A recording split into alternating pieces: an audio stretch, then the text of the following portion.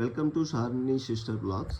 నేను రీసెంట్గా ఒక ఏజియో యాప్లో ఒక 3 డ్రెస్సెస్ పెట్టానండి. ఒక ప్యాంటు, ఒక షర్టు, అట్లాగా 3 డ్రెస్సెస్ పెట్టాను.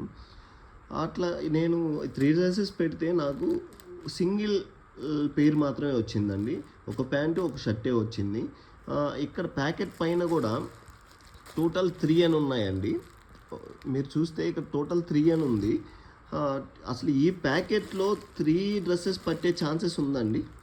అసలు మనం అనుకునే దానికన్నా 3 డ్రెస్సెస్ పట్టే ఛాన్సెస్ అసలు 0 ఉందండి అసలు దీంట్లో. కస్టమర్ కేర్కి కంప్లైంట్ చేసినా కానీ వాళ్ళు అసలు ఏమి రెస్పాండ్ అవ్వట్లేదండి. మేము పంపించాము అంతే. నేను ఏం చెప్పాను, ఒకసారి సీసీటీవీ ఫుటేజ్ చూడండి అండి.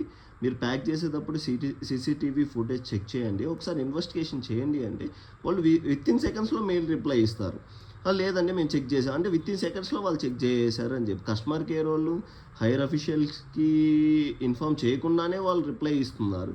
ఇట్లా జియో వాళ్ళు ఇంత పెద్దవాళ్ళు అయ్యండి ఇట్లాంటి ఒకసారి మీరు పెద్దవాళ్ళు కస్టమర్ సపోర్ట్ ఒకసారి తీసుకోవాలండి.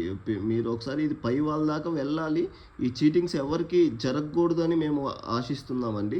ఎందుకంటే రూపాయి 2 రూపాయలు కాదండి, ఒక పెయిర్ వచ్చి 1100 రూపీస్, 3 పెయిర్స్ వచ్చి అప్రాక్సిమేట్లీ 3,000 ప్లస్ ఉందండి.